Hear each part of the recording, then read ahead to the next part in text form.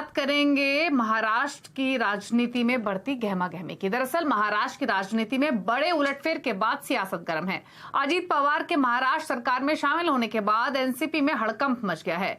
अजीत पवार अपने साथ 40 से ज्यादा एनसीपी के विधायकों का साथ होने का दावा कर रहे हैं। अजीत पवार की बगावत के बाद सबसे बड़ा झटका शरद पवार को लगा है। उन्होंने भी मोर्चा संभाल लिया है। शरद पवार ने आज कराड़ पहुंचकर शक्ति प्रदर्शन किया। उन्होंने अजीत पवार की बगावत को बड़ी साजिश बताया। उन्होंने कहा कि पार्टी में फूट चोरी नहीं बल्कि डकैती जैसी है। उन्होंने कहा कि वो अकेले ही अपनी आवाज बुलंद करेंगे और नई शुरुआत करेंगे।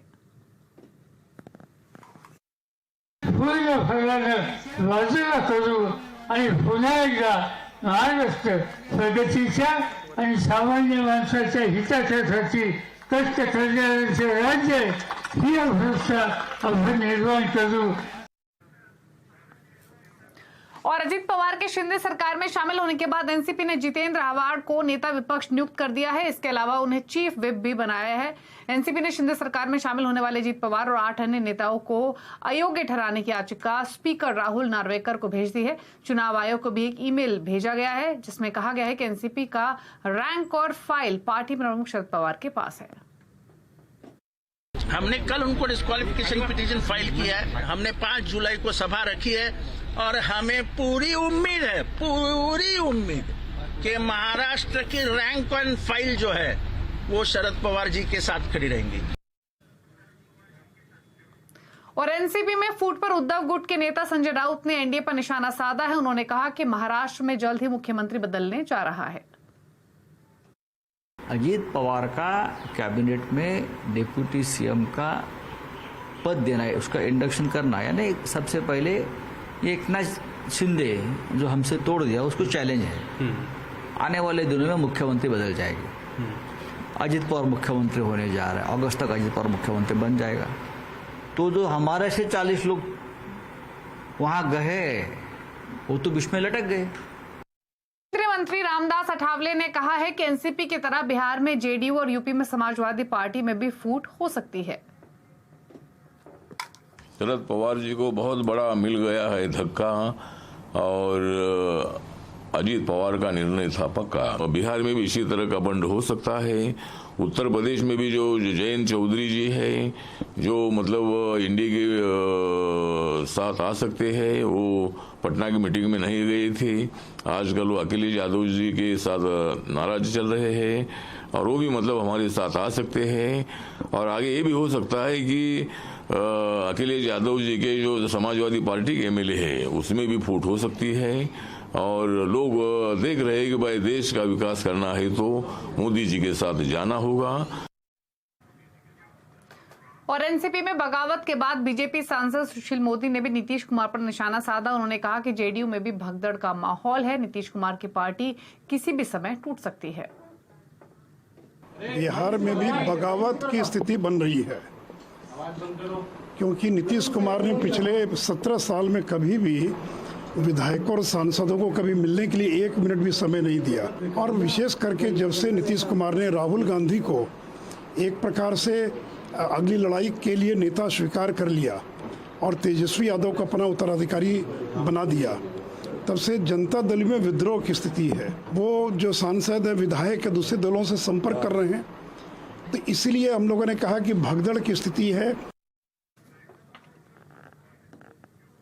और अजीत पवार के एनडीए में शामिल होने के बाद केंद्रीय मंत्री नारायण राणे ने उद्धव ठाकरे पर निशाना साधते हुए कहा कि उन्हें अब उद्धव की चिंता है कि उनका अब क्या होगा। राणे ने कहा कि अब महाविकास अखाड़ी का भविष्य भी अधर में है। मुझे अभी चिंता है उद्धव ठाकरे की, उनका क्या होगा इसकी मुझे चिंता है। महाराष्ट्र का सरकार मजबूत हुआ है। महाविकास आघाड़ी बनते बनते रोज टूटते जा रही है। अभी राष्ट्रवादी में क्या रहा, शिवसेना में क्या रहा, तो महाराष्ट्र में यह आघाड़ी महाआघाड़ी अभी आघाड़ी भी नहीं रहा। अभी कुछ बाकी है इन लोग का। तो मैं समझता आघाड़ी बिगाड़ी महाराष्ट्र में नहीं चलेंगी, देश में नहीं चलेंगी। देश में माननीय मोदी साहब फिर एक बार 400 सांसद चुन के लाके पीएम बनेंगे।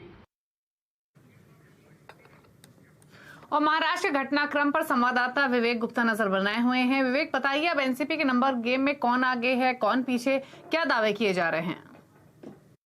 जिस तरीके से अजीत पवार दावा कर रहे हैं कि उनके पास 40 से ज़्यादा विधायकों का समर्थन है, उसको लेकर अब एनसीपी में पूरी तरह से खलबली मच चुकी है। क्योंकि आपको बताना चाहेंगे कि महाराष्ट्र विधानसभा में 2019 में जब चुनाव हुए थे तो एनसीपी को 54 सीटें मिली थी और 54 सीटें में से अजीत पवार क्लेम कर रहे हैं कि उनके पास 40 से ज़्यादा विधायक हैं। वहीं दूसरी तरफ सुप्रिया सुले, जयंत पाटिल और शरद पवार का क्लेम है कि सिर्फ और सिर्फ 9 विधायक, जिसमें अजीत पवार शामिल हैं, वो बागी हो चुके हैं। बाकी जो विधायक हैं वो अभी भी शरद पवार के खेमे में है, शरद पवार की टीम के साथ है। अब सबकी नज़र है उस जो मंत्रिमंडल का विस्तार होगा उसमें ये क्लेम करेंगे अजीत पवार की कितने एमएलए उनके साथ हैं और कितने नहीं।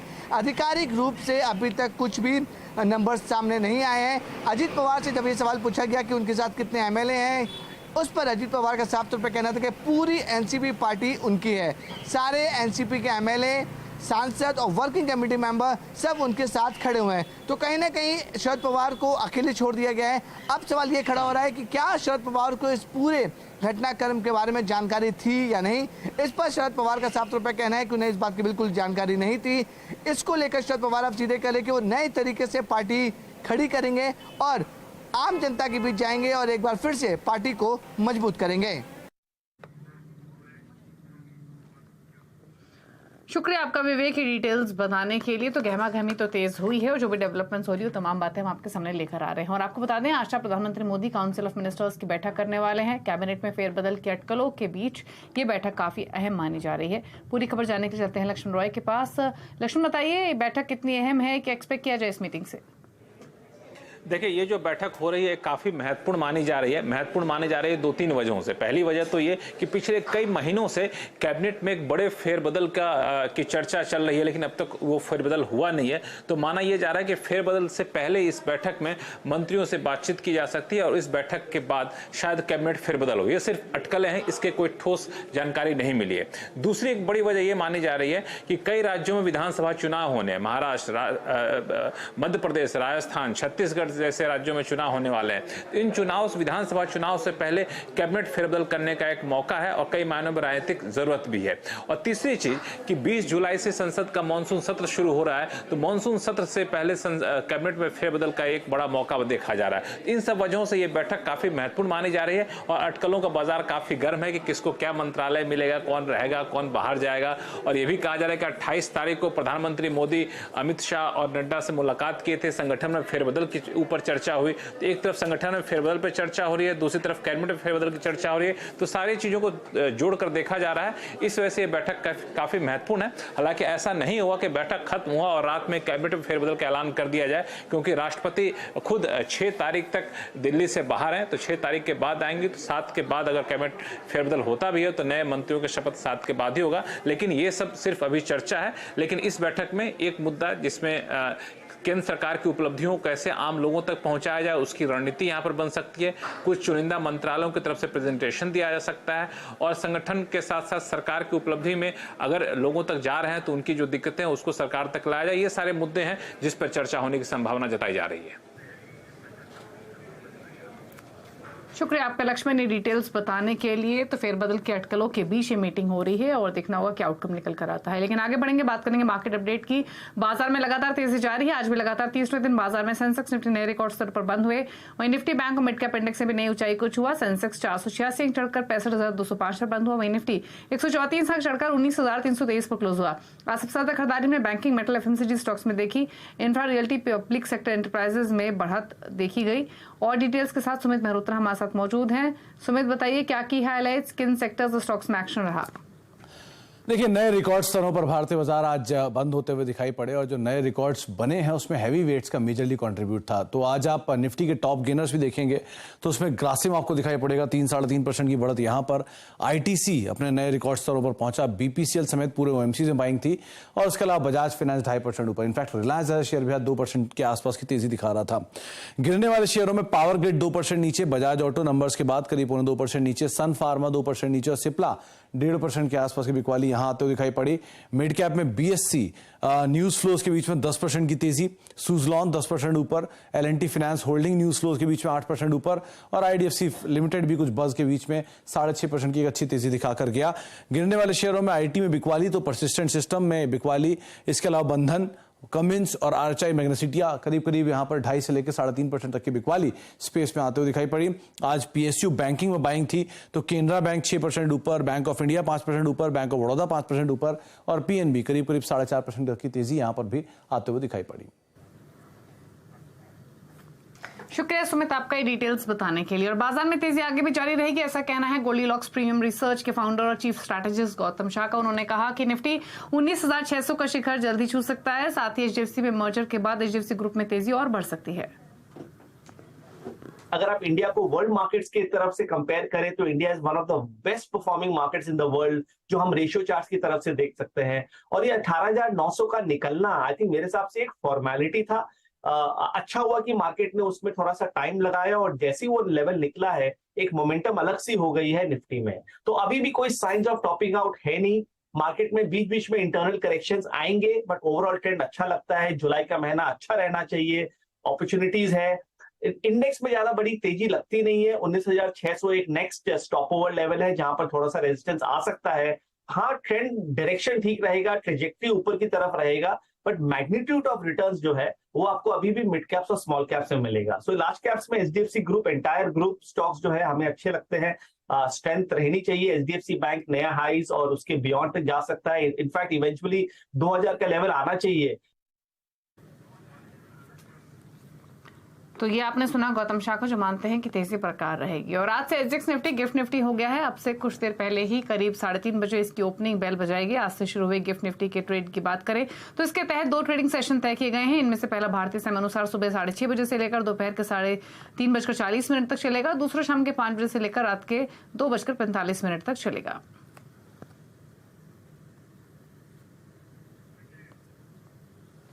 और बाजार में Nifty IT, Nifty pharma futures में भी जल्द ट्रेडिंग संभव है। गिफ्ट निफ्टी के लॉन्च पर सीएनबीसी आवाज से एक्सक्लूसिव बातचीत में एनएससी के मैनेजिंग डायरेक्टर और सीईओ आशीष कुमार चौहान ने कहा, एनएससी का फोकस जल्द ही इंटरेस्ट रेट फ्यूचर्स को भी लॉन्च करने का है।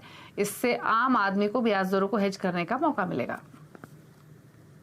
निफ्टी आईटी आपने कहा, फार्मा निफ्टी की भी बात चल रही थी और हमें इच्छा है कि जो इंटरेस्ट रेट फ्यूचर्स का उतना चलन इंडिया में नहीं है, लेकिन हर व्यक्ति को भारत में इंटरेस्ट रेट का एक एक्सपोजर रहता है, तो उसको हेज करने के लिए आज ऐसी कोई सामान्य जो इजी टू अंडरस्टैंड प्रोडक्ट नहीं है, तो गवर्नमेंट बॉन्ड इंडेक्स फ्यूचर्स या कॉर्पोरेट बॉन्ड इंडेक्स फ्यूचर्स की भी हम आगे सोच रहे हैं कि कैसे उसको लाया जाए, जिससे एक तरह से हमारे पास करेंसी फ्यूचर्स है, करेंसी ऑप्शंस है, इक्विटी फ्यूचर्स ऑप्शंस है, तो इंटरेस्ट रेट फ्यूचर्स ऑप्शन जो लिक्विड हो, आसान हो, हर एक नागरिक समझ सकता है और उस पर अपना हेजिंग का डिसीजन ले सकता है।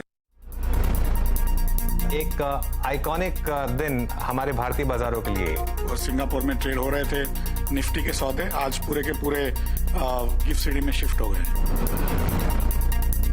जो एनएससी आईएक्स जो है एनएससी इंटरनेशनल एक्सचेंज, उसकी और एक सुविधा है जिसमें डिपॉजिटरी रिसीट अमेरिकन कंपनियों का हम वहां पे सौदा करवाते हैं, जहां पे आप निवेश कर पाओगे।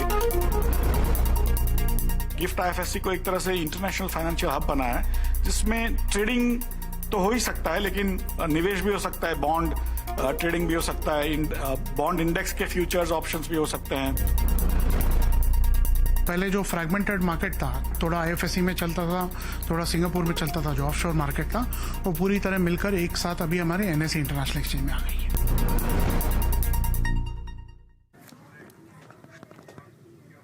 और नैस्डैक में लिस्टेड एबिक्स इंक की सब्सिडरी एबिक्स कैश के 6,000 करोड़ रुपए के आईपीओ लाने की खबरें हैं। भारत में आईपीओ लाने की खबरों से एबिक्स इंक के शेयर में पिछले दिनों का काफी अच्छा उछाल भी देखने को मिला। सीएनबीसी आवाज से खास बातचीत में कंपनी के चेयरमैन रॉबर्ट रैना ने कहा कि आईपीओ रिटेल निवेशकों के लिए पैसा कमाने का मौका होगा। मेरी तो स्पेशली कोशिश जरूर होगी कि हम कुछ पैसा छोड़ें टेबल पे, डेफिनेटली छोड़ें, और एक प्रॉफिटेबल स्टोरी है। मैं तो हमेशा से कहता हूं कि अगर मेरा इश्यू में कितना भी बड़ा सब्सक्रिप्शन हो मगर अगर लोगों ने सड़क पे पैसा नहीं कमाया तो मैं अपने आप को फेलियर मानूंगा उस इश्यू को। मगर अब वो छोड़ा कि नहीं, देखिए वो मैं डिसाइड नहीं करूंगा, वो लोग स्ट्रीट पे डिसाइड करेंगे, क्योंकि मुझे तो हो सकता है हर एक को लगता है मैं छोड़ के जा रहा हूं। Beauty lies in the eyes of beholder. तो वो जो इन्वेस्टर्स हैं स्ट्रीट पे वो डिसाइड करेंगे कि हमने वो किया कि नहीं। आगे बढ़ेंगे और अब आप मिलेट पिज्जा का भी आनंद ले पाएंगे। गुजरात में जुबिलेंट फूड वर्क्स ने रागी सुपर क्रस्ट नाम से मिलेट पिज्जा लॉन्च किया है। मिलेट पिज्जा की कीमत 99 रुपए से शुरू होगी। मिलेट पिज्जा को लेकर कंपनी के प्रेसिडेंट और सीबीओ समीर बत्रा से खास बातचीत के मैं संवाददाता केतन जोशी ने। ये जो आपने मिलेट पिज्जा लॉन्च किया है, रागी स्पेशल पिज्जा, तो ये गुजरात में ही अवेलेबल रहेगा कि आगे भी कोई प्लान है? नहीं, आज हमें बहुत खुशी हो रही है अपना न्यू सुपर क्रस्ट रागी पिज़्ज़ा गुजरात में लॉन्च करते हुए। और हमारा मकसद ये है कि हम अपने कस्टमर्स को international year of the millet के अंदर एक मिलेट क्रस्ट ऑफर करें। आज की डेट में हमारे 91 रेस्टोरेंट्स हैं गुजरात में, और उन सब पे आज से हमारा ये रागी क्रस्ट पिज़्ज़ा हमारे कस्टमर्स के लिए अवेलेबल होगा। और हम ये होप कर रहे हैं कि this is the first step और ये बहुत अच्छा करेगा, हमारे कस्टमर्स इसको बहुत पसंद करेंगे और उसके बाद हम इसको नेशनली लेके जाएंगे। बिल्कुल, तो ये प्राइस बहुत मैटर करता है। आपका जनरल जो पिज़्ज़ा आप मिलता है रेगुलर, उससे या इसके दाम ज़्यादा है या कम है? क्या दाम है ये? देखिए, हम हमेशा से एक वैल्यू फॉर मनी और अफोर्डेबल ऑप्शन रहे हैं, जिसकी वजह से हम आज इंडिया के लीडिंग QSR ब्रांड हैं। और ये रागी पिज़्ज़ा हमने इस तरह से बनाया है कि इस क्रस्ट के लिए कस्टमर्स को 99 रुपीज़ देने पड़ेंगे और इसके ऊपर वो जो भी अपनी मनपसंद टॉपिंग है, चाहे वो पनीर है या बाकी कैप्सिकम और बाकी टॉपिंग्स जो चाहें वो आराम से इसमें डाल सकते हैं। सिर्फ क्रस्ट जो है वो रागी क्रस्ट हो जाएगा इसके लिए। 1 से 3 महीने में और कितने स्टेट अंदाजा है कवर करने का? देखिए, हम कोई ऐसे नंबर को टारगेट नहीं कर रहे हैं, लेकिन हमारा मकसद ये है कि हम कस्टमर का फीडबैक लें। हमें विश्वास है कि कस्टमर इसको बहुत पसंद करेंगे और रिस्पांस जैसे जैसे मिलता जाएगा हम इसको नेशनली एक्सपेंड करेंगे। लेकिन जैसे मैंने बताया, गुजरात हमारी फर्स्ट मार्केट है और इसके लिए हम बहुत खुश और बहुत डिलाइटेड हैं। इसी के साथ एक ब्रेक के उस पार कुछ और खबर आपके लिए लेकर आएंगे। आप देखते रहिए आवाज समाचार।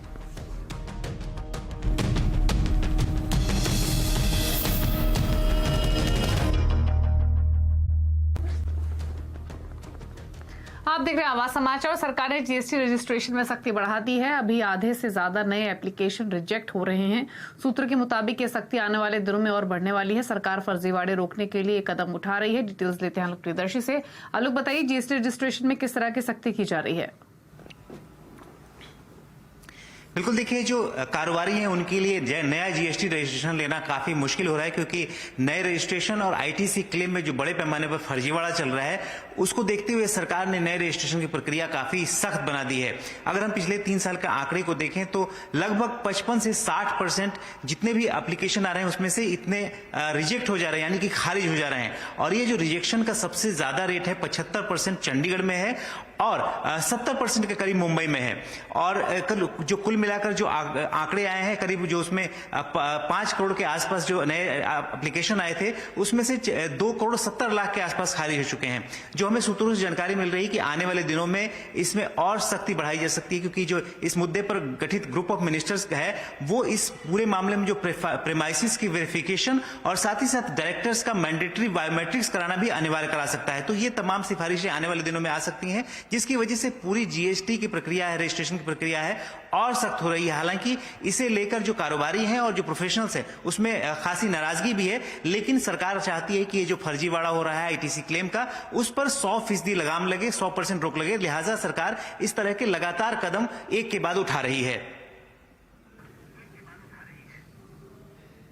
शुक्रिया आपका आलोक, ये डिटेल्स बताने के लिए। तो ये पूरा अपडेट आलोक ने आपको बताया इस खबर से जुड़ा हुआ। और आपको बता दें कि आपका favourite Gujarati business news channel CNBC बाजार आज 9 साल का हो गया। मुंबई और अहमदाबाद स्टूडियो में बाजार की नवी वर्षगांठ मनाई गई। सीएनबीसी बाजार के 9 साल के शानदार सफर के जश्न की सुंदर तस्वीरों के साथ हम आपसे विदा लेते हैं।